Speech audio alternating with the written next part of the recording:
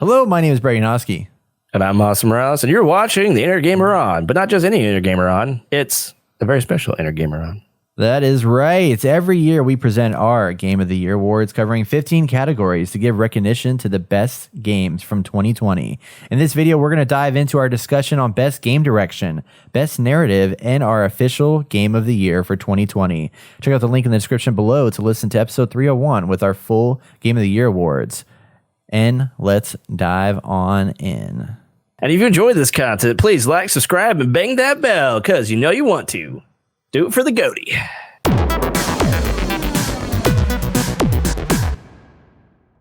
Our first topic actually is going to be our game for best game direction, which is for best creative vision and innovation in game direction and design. So I'm going to start with you, Austin. What is your pick? It is Hades. So game direction is Hades. Austin, do you have any brief whys? No, it's just Hades is built around that that one core concept of how the game is supposed to be played, Castlevania type thing, and then roguelike. They just roguelike, and they just built this story around it, and just that's how games are made. I feel like we want to make an FPS, and we'll just make something around it, but it was done so well that I was just absolutely blown away. Go listen to that podcast because I dive into it a lot more. Yeah. And I won't bore you with all the details. I mean, that game is really impressive in that they were able to basically make a loop so addictive. And in a way that's it's always different. I mean, because it's procedurally generated realm, but you're literally doing the exact same thing over and over and over again until you finish it. Right. But it never changes. It's like you're trying to escape. And it's always you're trying to escape, but then you're getting a little bit more powerful, a little bit more features and stuff like that. Right. And that's a little more story bits. A little bit more story bits, yeah. Yeah. It's man, because we play games like that all the time or before, and it's never like that. It's just keep going. You get a little more powerful here and there, and hopefully you get through this part. Yeah. It's Jason, what's your game? Oh, it's Ghost of Tsushima. I mean, we have this gameplay style done over and over again, but to me, I feel like the aspect of being either Ghost or Samurai was very in between, and you can pick whichever side you want and whatever you lean more towards. And I felt like that direction of that whole thing was just phenomenal. I don't know. I really enjoyed Ghost of Tsushima. It was very unique, and it was just a new fresh of air to me whenever I started playing it. And I wasn't going to get this game until you guys started talking mad shit about oh, Ghost of Tsushima's coming out. Ghost of Tsushima coming out. And I bought it last minute, and I enjoyed everything about it. And I thought what they brought to the table was very unique, and now it's adapting to other games now. Yeah. The sneaking in and only taking out one person and without alerting the whole camp. I felt I don't know. I just felt like it was a good fresh breath of air whenever I was playing it. So yeah. How about you, Honky? Yeah. So my game is also Ghost of Tsushima, and for similar reasons. The thing that I really loved about Ghost of Tsushima is that they took familiar mechanics, gameplay mechanics that we've seen in billions of games, like climbing up towers to get to your shrines.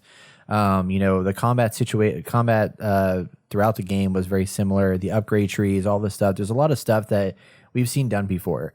But then they were able to creatively add in new gameplay innovations, such as the guiding wind, and then the fact that really there was no. I mean, you didn't really need to pull up your map if you didn't want to. No, there was stuff in the world that guided you to where you needed to go, whether it be smoke up in the air or a fox that led you to a pathway. It was all your environment, all the environment stuff. Yeah, and that was important because I feel like because they went such a stylistic direction with this game, it allowed you to keep yourself out of the menu and focus in on the world around you and just soak that in. And there was definitely a lot of. There were some moments where I was not as into some of the side quests that I played through. I was okay, this is the same kind of some of the mechanics were very similar. It's there was a lot of following tracks, through a field or whatever, or it was a lot of just going to an area and fighting a bunch of bad guys. But even though there was some of that repetitiveness, it always felt different and new because the story was carrying me forward in so many awesome in exciting ways, and just there was always new visuals and new environments to explore and be a part of that I was fine with any of those few shortcomings that did exist in the game, and for that I definitely think it was just, and honestly it was one of the best games as far as like bug free, issue free games. I mean, probably the most polished game I've ever played. Yeah. In ever. All right, best narrative. Moving on to that category here, we have best story, character design, and overall narrative development. Austin, what say you? Well, I give the best one to Ghost of Tsushima because the way that it starts, the story, it gets you right in there, gets you going, gets you in all the action, and leads you through that path of Jin Sakai becoming the ghost and having to go against his ways. And then at the very end, can I spoil it? Like, I'm not going to spoil everything, just like, should I spoil what happens? Okay, well, you eventually have to fight your uncle, and it is fucking heartbreaking. Wait, depending on what you decide.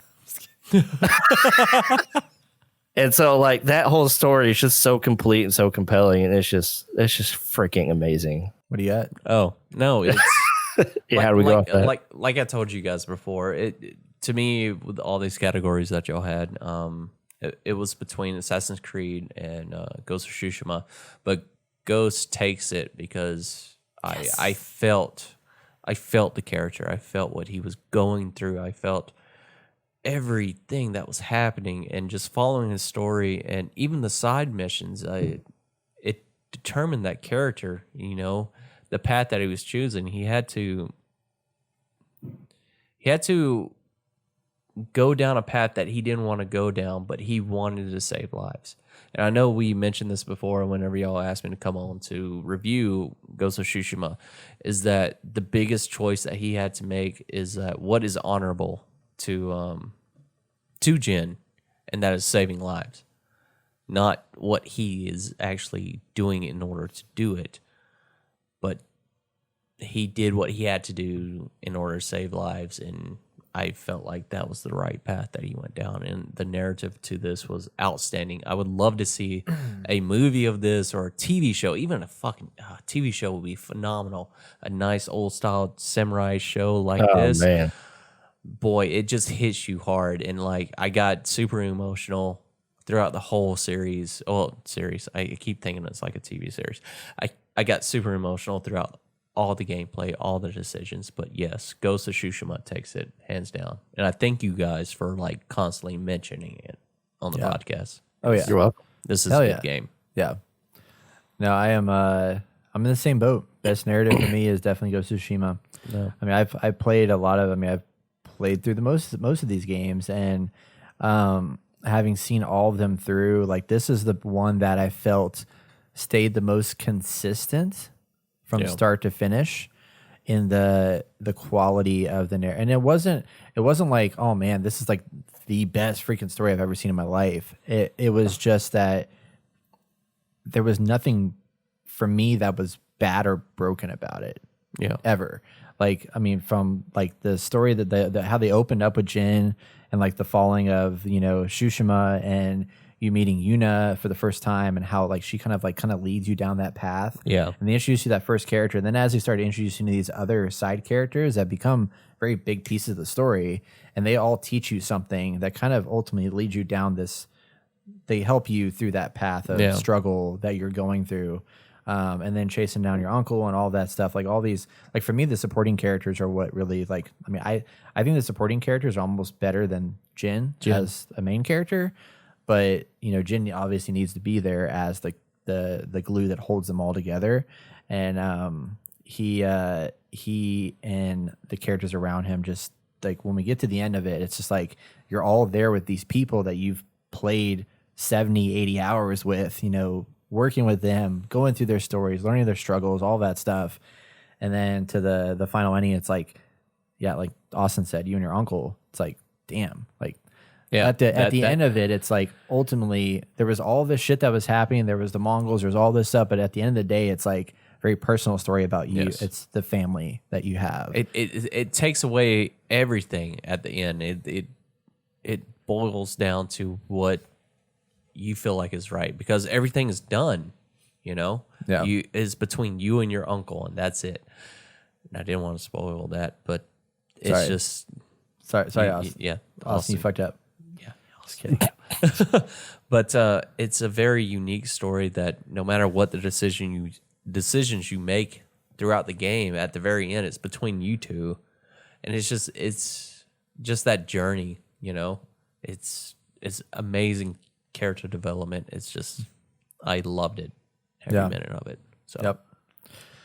Game of the year, obviously, is the game that throughout all the categories is just by far the game that stands out amongst story, freaking game design, art direction, music, all these things all bundled together. Awesome. right. What do you got? And mine is Ghost of Tsushima. I'm sure it's not a huge surprise, but they do that game just encompasses all of the major categories that we've gone over into this game.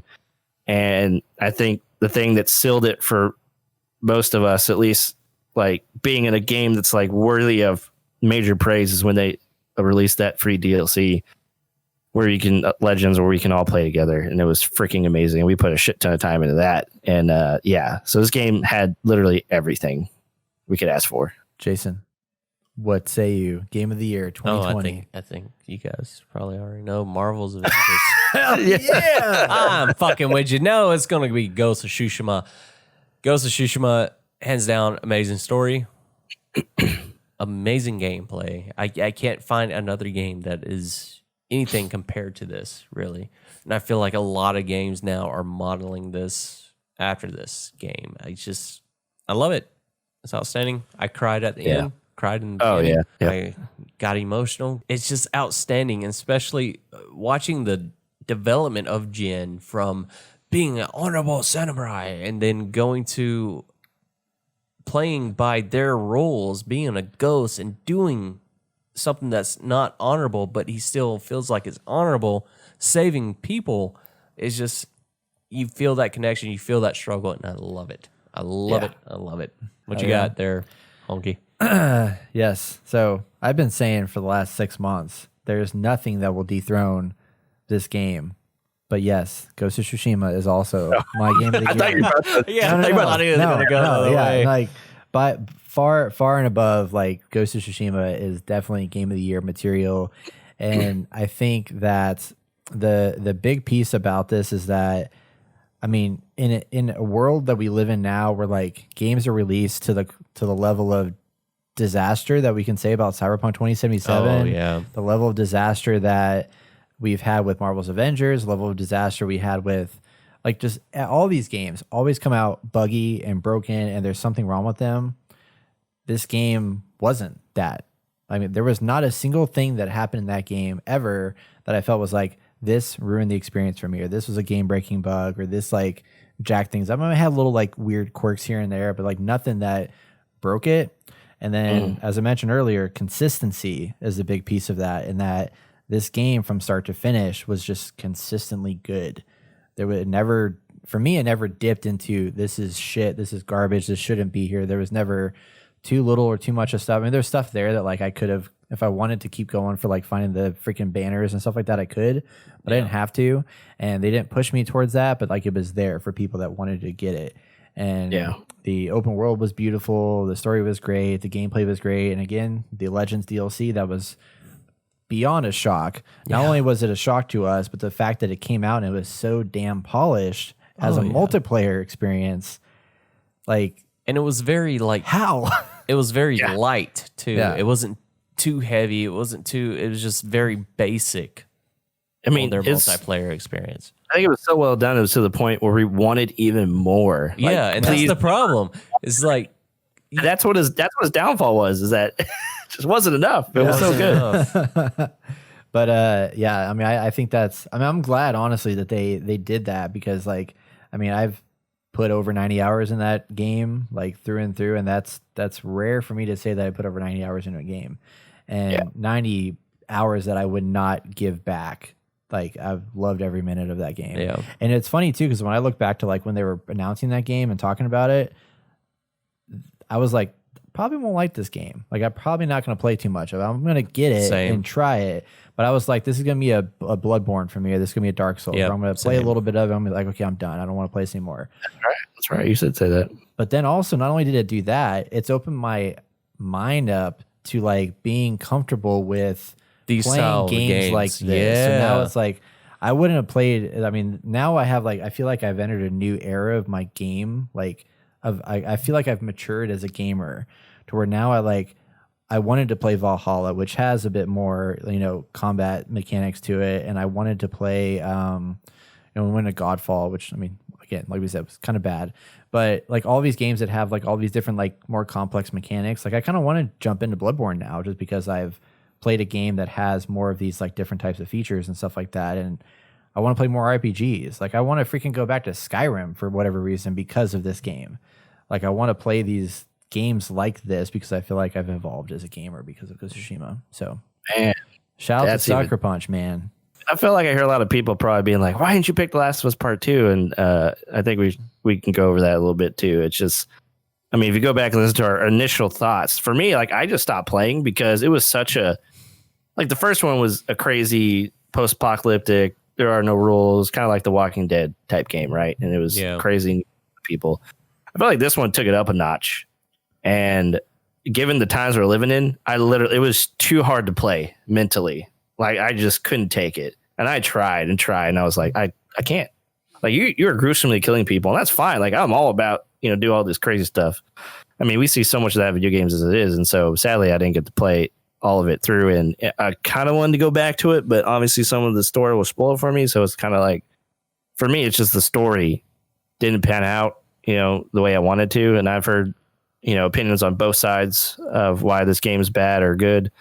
And, I've heard one where it's like, maybe everyone was expecting this to be so good or come out a different way that it just couldn't be that game we wanted it to be. And if that's the case, that's fine. I mean, I just don't like the way that I think a lot of people expect this game to be completely different, kind of like the first one. And I know Brett was saying that Neil Druckmann said that we've already told that story, so we need to tell a different story. And I think that's fine too, but I think too many people were expecting something different and they went a completely different way, maybe too far out of left field, if you want to say that. And it's just, I just don't think it was going to pan out because I felt like the first story was such a masterpiece in the way that they told it with those two characters and the way it progressed all the way through, like, had me at the edge of my seat and freaking phenomenal. Like definitely the only other game that beats that game is God of War. And that's probably my game of all time, like favorite game of all time. Well, that's the problem with with sequels. I mean, you have the first one that set that bar, and then you have the sequel that's not that great. As for God of War, that just went a whole different total path of everything. You might as well say that's a soft reboot of everything of God of War, and it just moved on from there. Yeah, I can see that. So. I mean, my thing with The Last of Us is that, I mean, Game of the Year is not meant to be the best narrative of the year. Yeah. And I feel like the reason why it won Game of the Year at the Game Awards and like all these other people are giving it an award is because of the narrative that they told. And as far as gameplay goes, this game is very much the same as Last of Us Part 1. There's not much gameplay that's changed here other than they've added more crafting materials and stuff like that. But ultimately, this gameplay has not fundamentally changed anything since when that game came out, what, 2013, whatever? 2013. Not much of a change. Visually, it's stunning. I mean, I definitely think The Last of Us Part 2 is probably the best looking game to date on PlayStation. Like, definitely, it's incredibly gorgeous. But it wasn't consistent like Ghost of Tsushima was. That game was so incredibly consistent from start to finish, and there were so many points in Last of Us where I was like, fuck, they're making me do this bullshit again. Like I gotta do this, I gotta do that. I'm like, I feel like I've done this same loop over and over again, and it's like I'm playing Marvel's Avengers, but Marvel's Avengers I had a blast with. But it's like it just didn't quite work, and there was just a lot of inconsistency in there. There was really great high points, but there's a lot of low points. Where I was just like, shit, this is like just bad game design. I think the mission I stopped playing at was the one after Ellie and Joel were in, like, there was a flashback and they were going to that museum. Yeah. And there was this great, like these great moments between those two. And like, that's what I wanted from this game is like, just see more of that. And obviously Joel dies early on. And, you know, I think some people are upset about that and the way he dies. Honestly, you know, it's just kind of like with Return of the Jedi, or not Return of the Jedi, The Last Jedi. Like, you know, Luke probably needs to die. Han probably needs to die. Joel probably needs to die. But it's about how they died. And for me, it just kind of was like, all right, he's dead. Moving on. There's so much more to the story. I was like, oh my God. Like, that's not something you just throw in there lightly. And for me, it's just like, yeah. And then going to that scene where they go to the amusement park, the flashback, it was just like, man, I just felt like so much more could have been done here. Yeah. Told differently. Yeah, that was a really good scene. But yeah, there was like, I mean, there was probably 5 hours of that game you could have cut out and it would have mattered.